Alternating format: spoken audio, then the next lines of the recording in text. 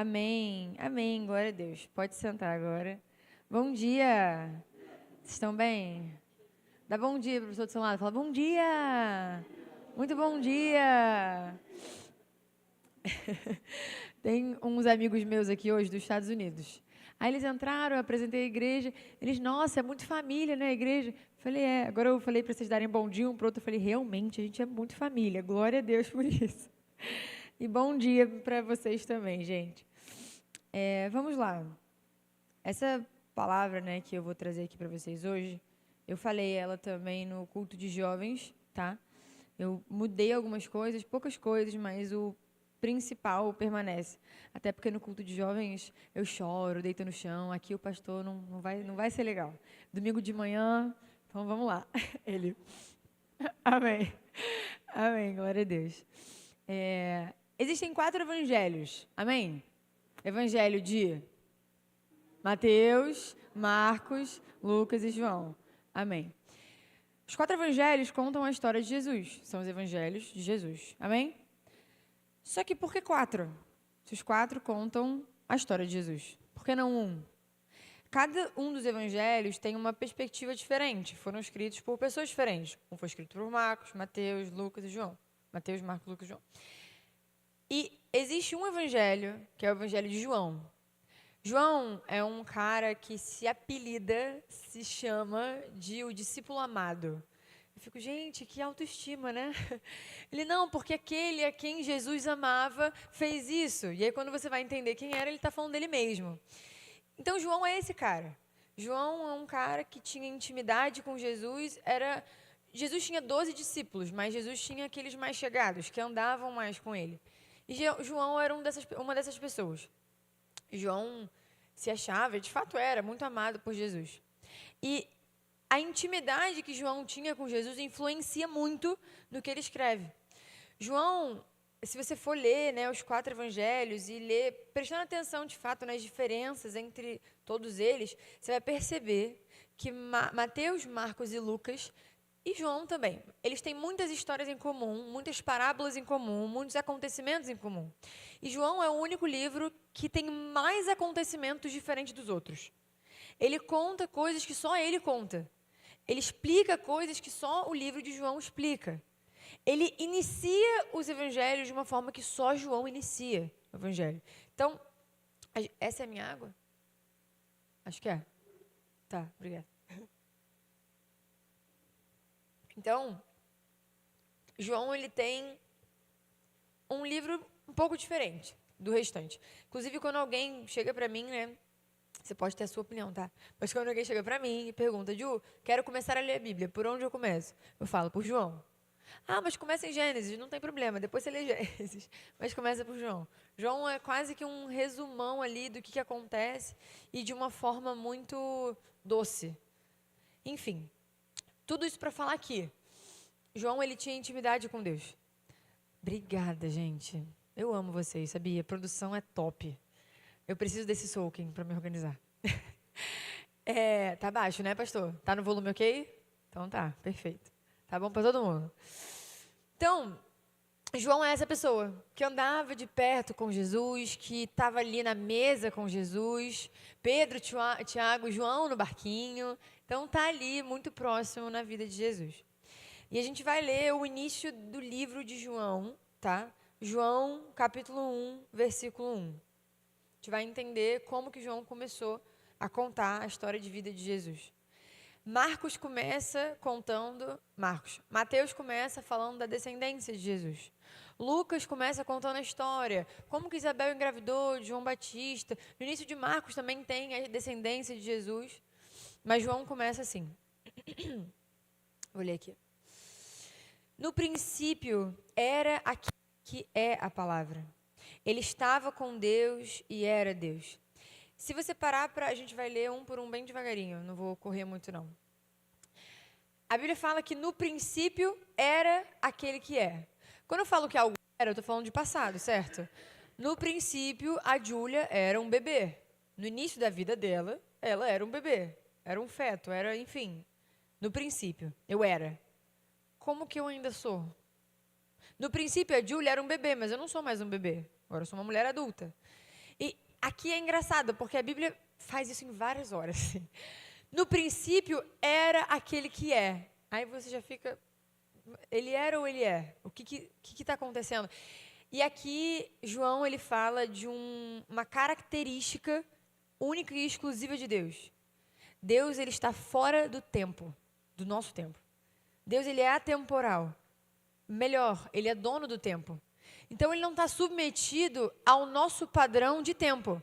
Ah, mas Julie, e aí, ele era ou ele é? E quando o mundo foi criado? Quando que Jesus surgiu? No início ou depois? Sei lá. Porque ele está fora da nossa cronologia. Ele não consegue caber no que a gente concebe como tempo. Início, meio e fim. Tanto que lá em Apocalipse, a gente vai ler isso também, ele fala, eu sou o primeiro e o último. Como que pode? Ou você é o primeiro ou você é o último. Você está numa competição, numa corrida. Tem o primeiro colocado e tem o último colocado. Tem como eles serem a mesma pessoa? Não. Um vai ganhar uma medalha de ouro, o outro não vai ganhar nada. Vai ganhar que bom que você tentou. Mas Jesus não. Jesus era o primeiro e o último. Então, Deus, ele está fora da nossa noção de tempo. Então, grava uma coisa, eu falei isso na última pregação de domingo, eu acho. Foi domingo, não sei se foi sábado. Deus não se atrasa. Ah, Deus não está entendendo que isso aqui já tinha que ter acontecido. Deus não se atrasa, não porque Ele tem o tempo certo, mas é porque Ele simplesmente é dono do tempo. Então, como que a gente pode chegar para o dono do tempo e falar, você não percebeu isso aqui, ó, isso aqui já tinha que ter acontecido. Não existe isso. Deus está além. Amém? Então, no princípio era aquele que é a palavra. E mais, aí fala, ele estava com Deus e era Deus. Então, Jesus Cristo é Deus. Aqui a gente fala de trindade, Espírito também. Mas também a palavra, o verbo. O verbo se tornou carne e habitou entre nós. Esse é o... Ah, mas eu não sei se a Bíblia foi escrita por homem. A Bíblia é a luz para o nosso caminho. É o livro e as Sagradas Escrituras é o lugar onde a gente pode se refugiar e encontrar ali a palavra de Deus. Deus não fala comigo. Abre a Bíblia. Amém. Deus vai te dar experiências. Amém. Às vezes você vai ouvir voz audível de Deus. Quem sabe? Não sei. Deus pode. Agora, uma coisa é certa. Você quer ouvir Deus? Abre a Bíblia. Ele fala, e ele fala, e ele fala, e ele fala. E a gente que muitas vezes não escuta. Porque não abre a nossa Bíblia. Então, amém. Ele estava com Deus, ele era Deus. Versículo 2. Não, desculpa, versículo 1 de novo.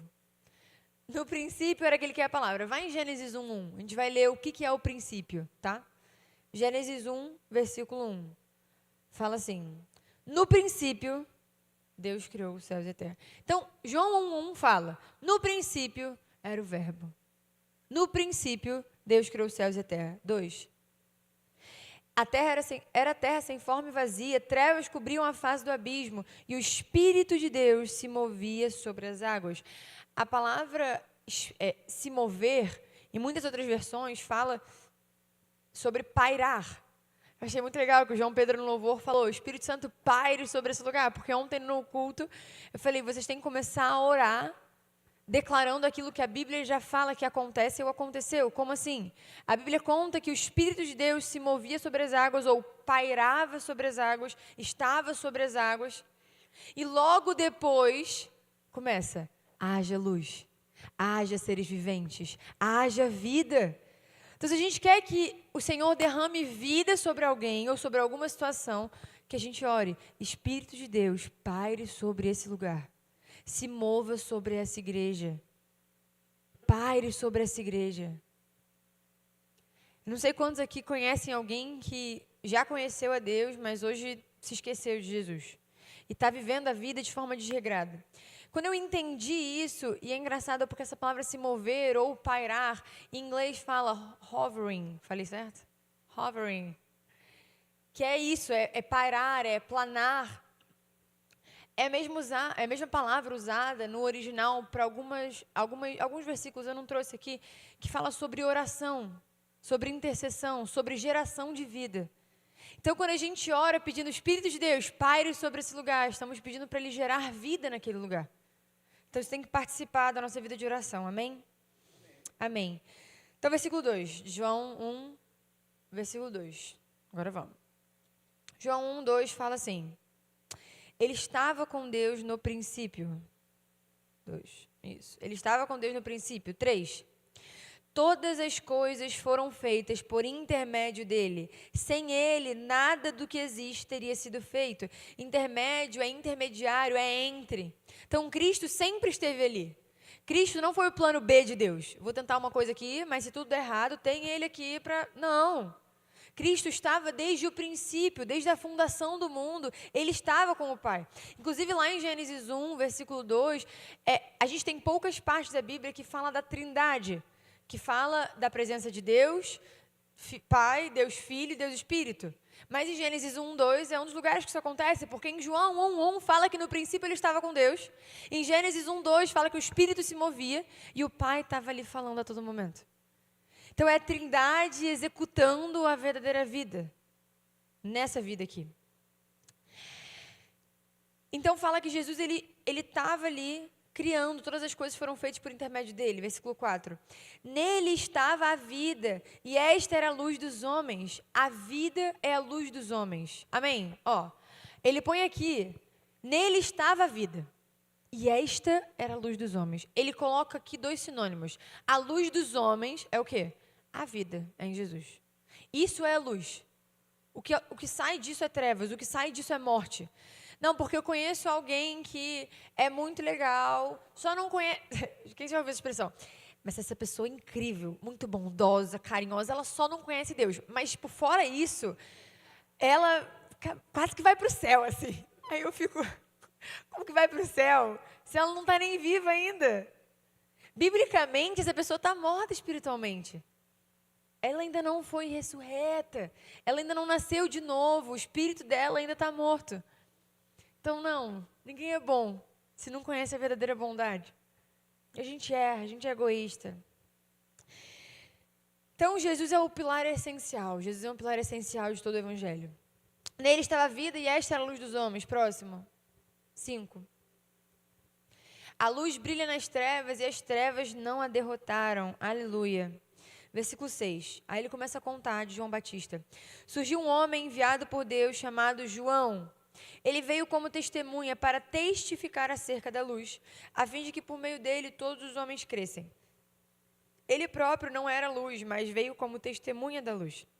Estava chegando ao mundo a verdadeira luz. Aqui a gente pode colocar como sinônimo o quê? A verdadeira vida.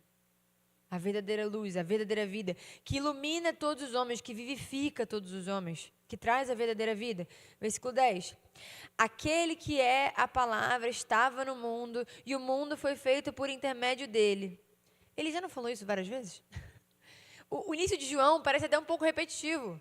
Já entendi, João. Ele estava com Deus, ele é Deus, tudo foi feito por intermédio dele. Ele repete essas verdades, ele fica ruminando nisso. Porque João tinha muita intimidade com Jesus. Ele sabia quem ele era. E ele queria que a gente entendesse.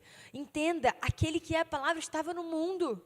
E o mundo foi feito por intermédio dele. Mas o mundo não o reconheceu. Isso é muito doido. E ontem eu usei um exemplo que eu trago aqui também. Eu tenho uma empresa de marketing. Se eu hoje crio um curso para te ensinar marketing. Aí eu te ensino como mexer no Instagram, como fazer anúncio patrocinado, eu te ensino um monte de matéria, eu tiro da minha cabecinha várias ideias e faço um curso, tá? E aí, eu crio todo esse curso, todo o conhecimento que eu já tenho, eu entrego ele para o Léo, que é dono da faculdade que vai ter esse curso. E aí o Léo aplica o curso na faculdade dele, contrata professores e etc e tal. Sei lá, 20 anos depois, eu com os meus 50 anos, 40 e poucos anos, vou chegar e vou falar, vou estudar o curso que eu dei. Primeiro que não faz sentido. Porque saiu de mim todo o conhecimento. Saiu de mim toda a verdade. Eu vou estudar esse curso. Beleza, vou lá, sento na cadeira. E como o curso está sendo dado por outras pessoas ali a todo momento, o professor fala uma coisa que não está certa. E eu levanto a minha mão e falo assim, professor, não é isso. Na verdade, é isso, isso, isso. E aí todo mundo me olha, você está louca? Eu ia ficar, quê? Fui eu que criei, fui eu que dei. Tamanha humildade de Jesus Cristo. Ele era Deus, ele estava desde o princípio, tudo foi feito por intermédio dele, e mesmo assim ele desceu ao mundo para habitar entre nós. Não faz sentido nenhum. Quando a gente para pra pensar, ok que o nosso cérebro é desse tamanho para Deus, mas na minha cabeça não cabe. Por quê? Como? É muita humilhação, é muita humildade. Jesus, ele foi homem. Ele teve cólicas quando neném.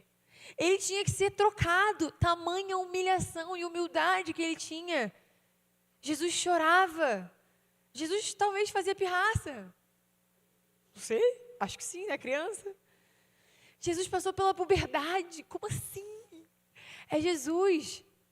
Isso a gente esquece disso, né? Porque os evangelhos, eles começam a contar da vida de Jesus a partir dos seus 30 anos, mais ou menos. Só que Jesus teve 15. Jesus teve 7. Jesus teve a idade do meu sobrinho hoje, que é doido, que corre de um lado para o outro e fica querendo tocar bateria na igreja. Será que Jesus queria tocar bateria na igreja? Talvez. Não, porque não tinha. Mas Jesus, ele foi criança. Ele submeteu a própria criação dele por amor a nós.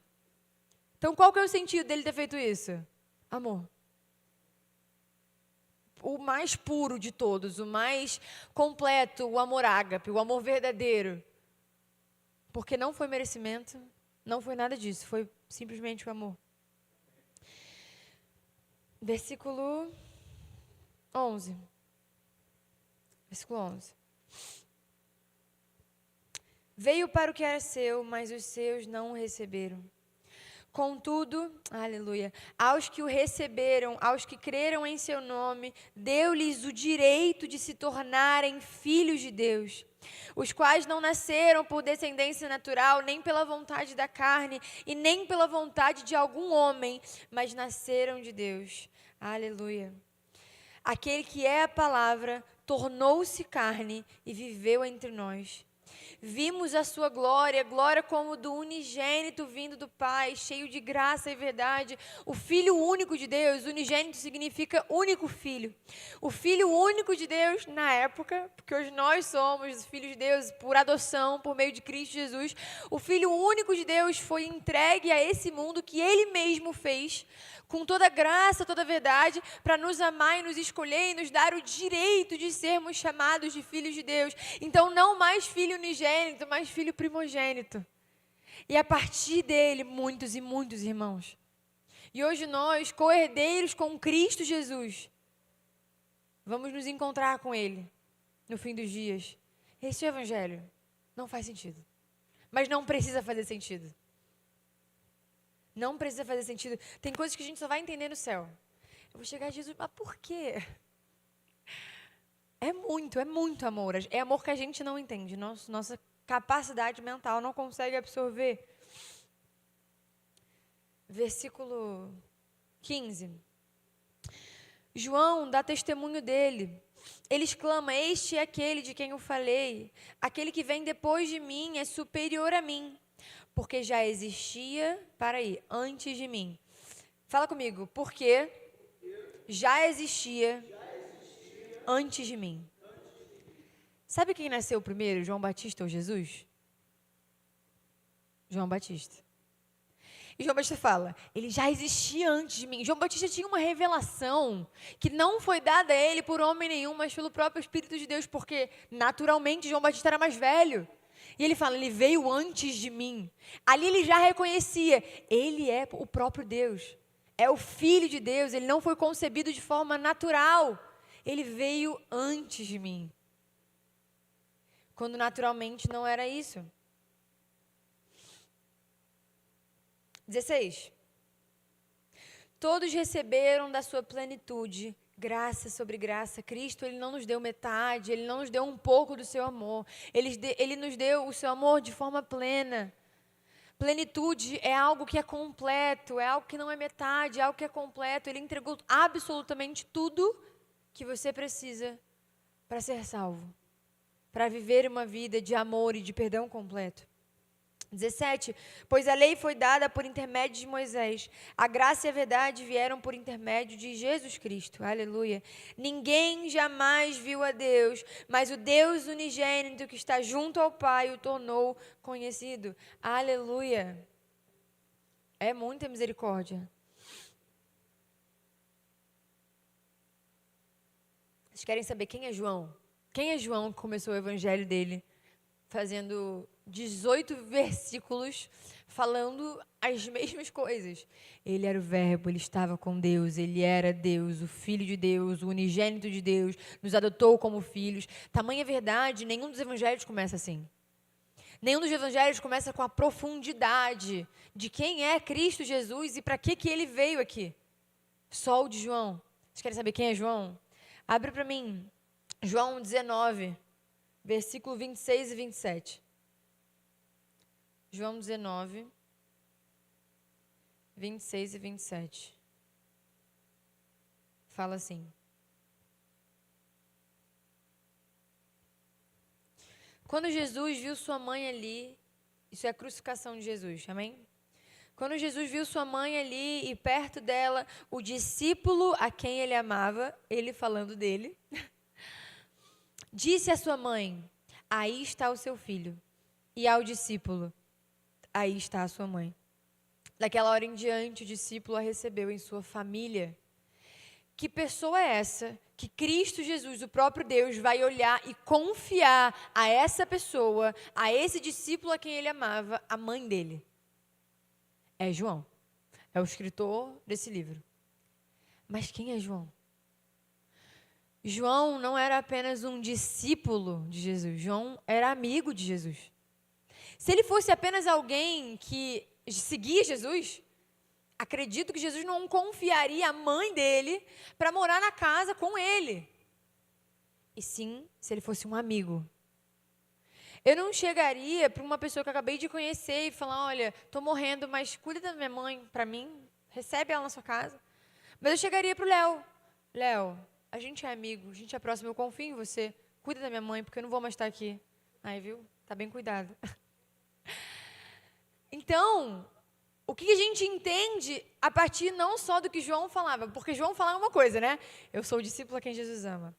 Mas o fato de Cristo Jesus chegar e falar assim, este é o teu filho e esta é a tua mãe. João, cuida dela para mim. Por quê? Porque eu confio em você. Eu te conheço, João. Eu confio que você sabe o que é melhor. Eu confio que você me conhece e sabe o que eu faria. Esse é João, um amigo de Jesus. E agora começa a pregação para você entender o quê? Que Jesus, Cristo Jesus, Deus, o Espírito, ele tem para a gente um lugar de intimidade. Ele tem com a gente um lugar de amizade, um lugar de temor, um lugar de devoção, um lugar onde a gente é um filho confiável de Deus. Um lugar onde Deus ele consegue olhar para a gente e falar, filha, você está pronta para receber isso, porque você me conhece. Você passa tempo comigo, você passa tempo aos meus pés, você gasta tempo em oração no seu quarto, na sua sala. Eu vejo você e eu confio em você. Então toma, esses são os meus planos. É um lugar de intimidade e devoção que a gente precisa mergulhar e mergulhar e mergulhar. E quando você começa uma vida de oração, quando você abre a sua boca para passar tempo com Deus, começar a orar no seu quarto, você percebe que não existe outro lugar melhor para você estar. E você se entrega naquele lugar e você começa a orar, e você começa a orar e não dá vontade de acabar. Se você tem vontade rapidamente de sair do seu lugar de oração, talvez você esteja só cumprindo uma demanda do seu dia e não de fato na presença. A presença de Deus é o nosso bem mais precioso. De todos, de todos, de todos. As pessoas, jovem tem muito isso. A gente lidera jovens, então eu ouço muito o que os jovens falam. Jovem chega, mas Júlia, eu estou confusa, eu não sei o meu chamado. Por que o Senhor me criou? Qual é o meu chamado? E a resposta que essas pessoas esperam da gente é, você é levita, você foi chamada para o louvor, você é missionária. E nunca saiu da minha boca, e nem sairá uma palavra como essa. O seu chamado é ir pelas nações, ir para a África especificamente e abrir uma ONG. Não, porque o nosso chamado é ser filhos de Deus.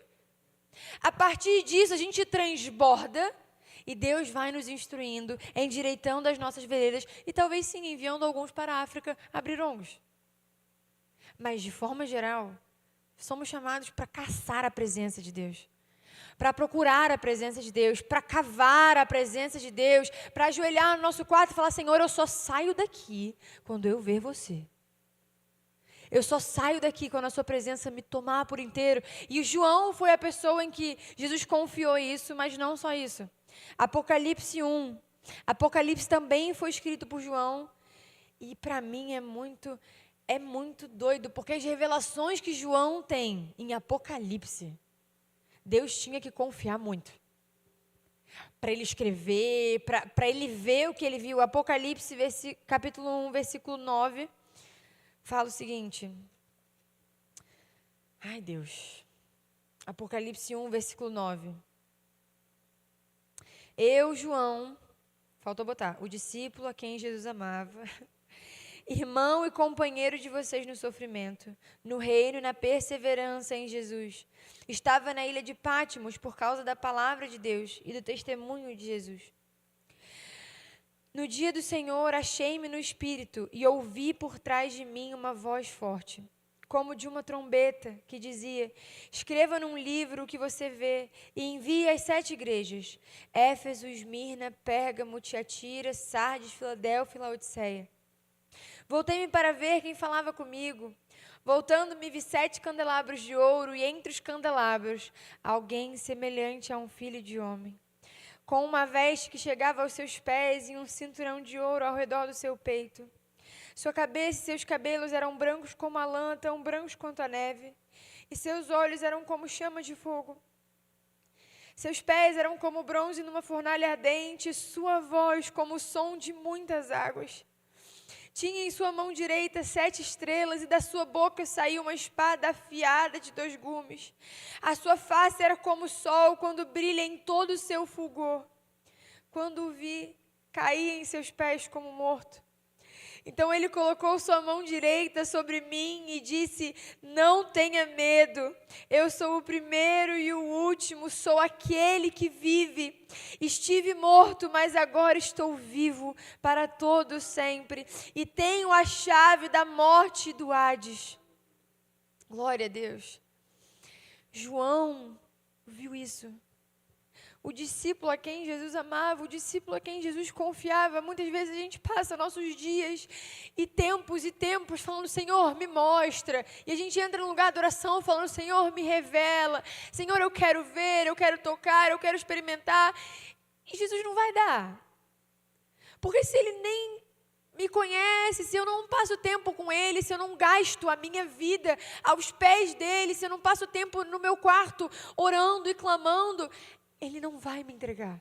Por que Ele me entregaria? Por que Ele me confiaria? Às vezes você está há anos clamando por uma pessoa, falando: Senhor, que essa pessoa se converta, essa pessoa precisa te conhecer. Por que o Espírito de Deus ouviria uma oração feita uma vez no mês? Não estou falando que Ele não pode, é claro que Ele pode. Deus, Ele pode sem a gente orar. Deus é Deus. Mas Ele anseia aqueles que o adorem em espírito e em verdade. Ele anseia aqueles que conhecem Ele de verdade, que passam tempo ajoelhados, que passam tempo na cama, prostrados, falando: Senhor, nada mais me importa, somente a sua presença, vem com a sua presença. Jesus, eu só vou dormir quando você invadir o meu quarto. Eu só vou dormir quando o Senhor me curar disso. Eu só vou parar de interceder quando fulano voltar para a casa do Senhor. É insistência em oração, a gente desiste muito fácil. A gente se cansa muito fácil. Os nossos joelhos não são confiáveis. E o Senhor, Ele está nos chamando hoje para um lugar de intimidade. Vir na igreja é uma bênção. Venha, participe. A peça de Natal vai ser uma bênção. A virada de ano vai ser uma bênção. Mas são eventos isolados. Quando a gente vai estudar a igreja, Atos, não sei o capítulo, calma aí. Atos 2, eu acho. Atos 2, isso mesmo, Atos 2, versículo 46. Atos 2, 46 fala assim: todos os dias, aqui está falando da igreja primitiva, primeira igreja que teve, cristã. Todos os dias continuavam a reunir-se no pátio do templo. Partiam o pão em suas casas e juntos participavam das refeições. A gente alimenta-se mutuamente aqui, mas o partir do pão é na sua casa. É no seu secreto, porque no seu secreto o Senhor vai te dar um sabor que Ele não deu para o seu irmão ainda. E quando você vier para a igreja, você vai alimentar o seu irmão e nós vamos alimentar uns aos outros com algo novo da parte de Deus. Porque o Senhor me confiou algo no secreto e eu tenho que te ensinar alguma coisa. Sabe, um mês atrás, 3 semanas, não sei, o Vitor Guido trouxe uma palavra nos jovens e Deus estava falando muito com ele sobre louvor. O que é louvor, o que é adoração. E foi muito boa, inclusive ouçam. Eu vou mandar o link nos grupos da igreja, enfim. Mas tá lá, no YouTube, louvor. Eu não sei o nome da pregação. Deve ser louvor. Vitor Guido, culto jovem, 3 semanas atrás. Enfim, e ele começou a pregar sobre louvor. E ele explicou tantas coisas que eu não fazia a menor ideia, porque ele trouxe questionamentos muito viáveis, né? Por que a gente canta músicas antes da pregação? E por que são 3, quase sempre? Por que é da forma que é? E foi muito bom, foi muito edificante. E ali eu saí dali comendo um pouco do que o meu irmão estava recebendo em casa. Porque naquela época Deus estava me ensinando sobre oração. Sobre o quanto eu preciso orar, o que é intercessão de fato. Só que Deus estava ensinando ao Vitor sobre louvor. E depois do culto eu pude falar para ele, cara, glória a Deus, eu fui alimentada hoje. Eu não estava comendo disso em casa, mas eu estava comendo aqui com os irmãos em comunhão. Mas na minha casa eu estou aprendendo sobre oração, deixa eu te contar. Deus me disse isso e aquilo, e a intercessão é importante por conta disso. Então, o partir do pão é na nossa casa, mas a gente come em comunhão. Gaste tempo aos pés de Jesus. Deus confia naqueles que conhecem Ele. Abre para mim, para finalizar. Salmo 63, versículo 1.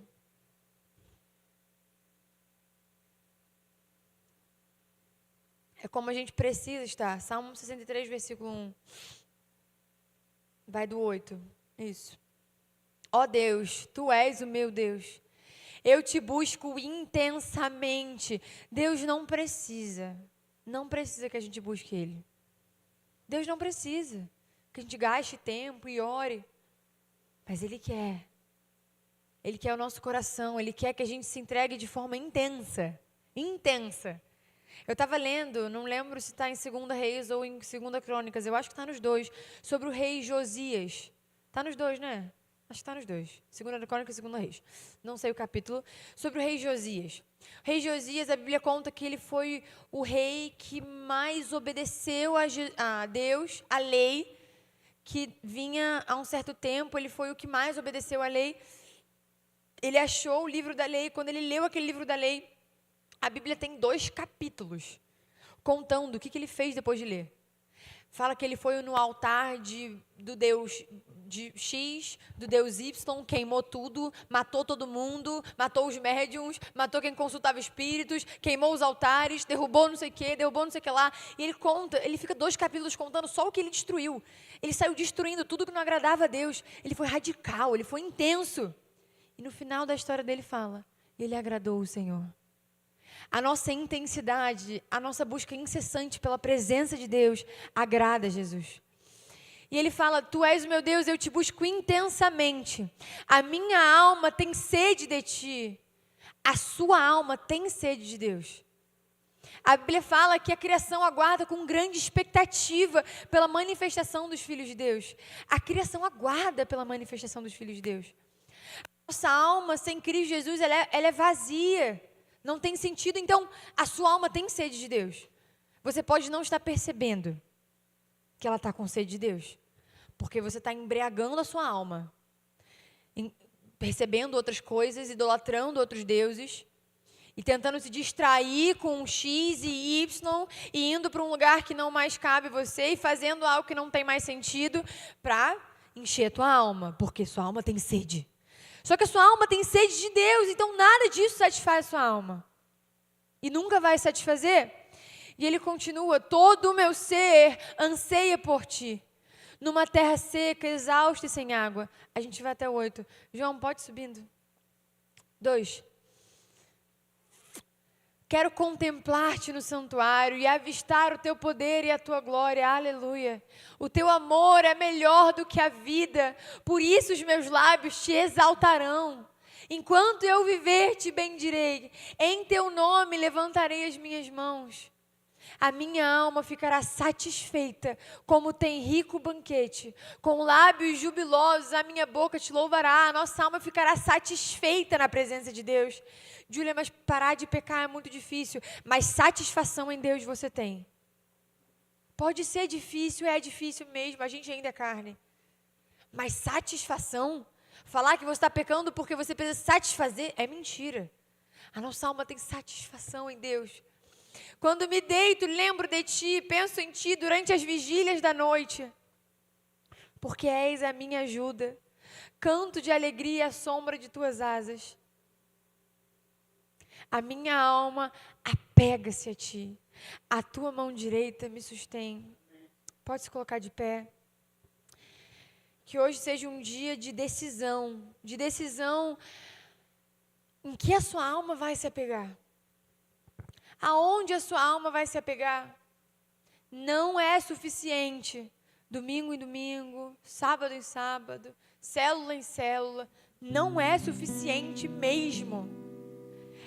A vida devocional, a gente tem algo que todo mundo conhece, né? Já fez seu devocional hoje? Já fiz meu devocional hoje. O devocional tem o nome de devocional por um motivo. É uma devoção. E por que é diário? Porque é uma devoção diária. O tempo de devocional, na verdade, precisa ser uma vida devocional a Deus. Uma vida inteira de devoção a Deus. Então, sinceramente, eu não sei quanto tempo aqui você passa com Deus por dia. Eu não sei quantos minutos, quantos segundos, quantas horas. Mas eu te digo, com toda certeza, é pouco. Dá para ser mais. Dá para ir mais profundo porque você ainda não viu os olhos como chamas. A gente não viu seu cabelo branco como a neve ainda. A gente não viu seus pés como de bronze. A gente ainda não tocou, eu ainda não toquei Jesus Cristo. Eu ainda não ouvi som de muitas águas enquanto eu estava orando. Então existe um lugar para eu ir mais. Existe mais orações a serem feitas. Existe uma taça a ser enchida ainda, porque dá para eu conhecer mais. E a minha vida precisa ser dedicada a esse conhecimento. A minha vida inteira. Inteira. Ai, Júlia, a minha rotina é muito cansativa. A minha rotina começa cedo, acaba tarde. Arruma um quarto para você ao longo do seu dia. Como assim quarto? Seu quarto pode ser o ônibus. Pode ser o carro, você indo para o trabalho. Pode ser o banheiro do seu trabalho. Eu já vi histórias de amigos meus que eles trabalhavam o dia inteiro. Eles saíam de casa, sei lá, 5 da manhã, voltavam às 11. No horário do almoço. Eles almoçavam em 10 minutos e ficavam 50 trancados no banheiro, orando em línguas e falando com Deus e ajoelhados em frente à privada, falando: Senhor, eu quero mais de Ti, eu quero mais de Ti, porque não tem hora, não tem lugar, mas existe a presença. E a presença de Deus é tudo o que a gente precisa. A gente não precisa de mais nada. Não tem como a gente acordar e conseguir viver um dia sem desfrutar desse lugar da presença. É um clamor diário, o Espírito de Deus, paire sobre a minha casa, paire sobre a minha família. E a partir desse lugar de intimidade, é a partir desse lugar de intimidade que Deus vai te levar para o princípio, onde o Espírito de Deus pairava sobre as águas e logo depois houve vida. Existe vida que Deus tem reservado para a sua família. Existe vida que Deus tem guardado para a sua vida, para a sua casa, para o seu trabalho. Mas precisa existir um clamor e uma intimidade com o Senhor para declarar: Espírito de Deus, paire sobre a minha casa e derrame vida sobre a minha casa. Eu vou orar agora e eu queria que enquanto eu orasse você perde toda a vergonha. Você está em casa. Essa é uma igreja muito família. Pede toda a vergonha, você está em casa, abra sua boca e pede: Espírito de Deus, paire, rodeie o meu coração, a ponto de eu olhar para a direita, eu ver você, eu olhar para a esquerda, eu ver você, olhar para o teto, eu ver você, olhar para baixo, eu ver você, porque o Senhor está rodeando o meu coração, e não importa para onde eu olho, lá o Senhor está. Pede a Deus, fala: Senhor, eu quero viver uma vida intensa no meu secreto. Eu quero gastar tempo em oração, eu quero gastar tempo em intercessão. Eu quero te conhecer, Jesus. Espírito de Deus, Senhor, Eu clamo, Espírito, para que você ande por essa igreja, Pai. Ande por essa igreja, ande por essas fileiras, dando liberdade agora no nome de Jesus. Declaramos liberdade do seu Espírito sobre essa igreja. Liberdade, Senhor, sobre cada boca que está aqui. Para que abra a sua boca e clame desesperadamente: Senhor, me perdoa porque eu tenho ignorado a sua presença.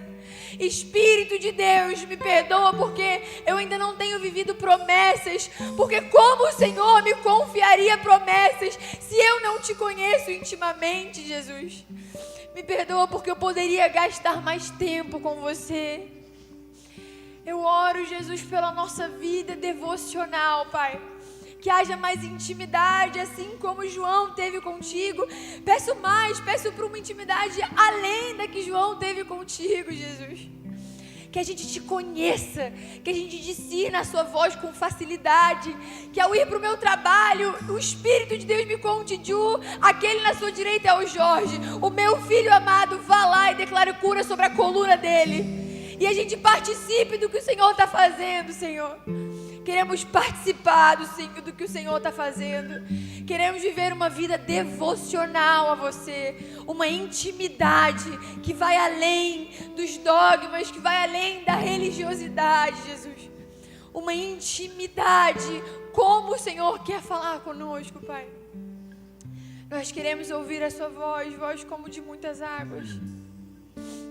Que durante esse tempo, Senhor, que vamos ter agora de louvor, cada coração aqui, cada mente, cada alma, tome uma decisão diária de pôr mais lenha. De pôr mais lenha, porque o fogo vai descer. O seu fogo, ele sempre desce, Jesus. Que a gente coloque mais lenha e derrame a nossa alma a você. O Senhor é o Deus das nossas vidas, Senhor. Que sejamos uma igreja que passa tempo, horas em oração, em intercessão, e só sairemos quando encontrarmos a sua presença, Jesus. No nome de Jesus. Amém.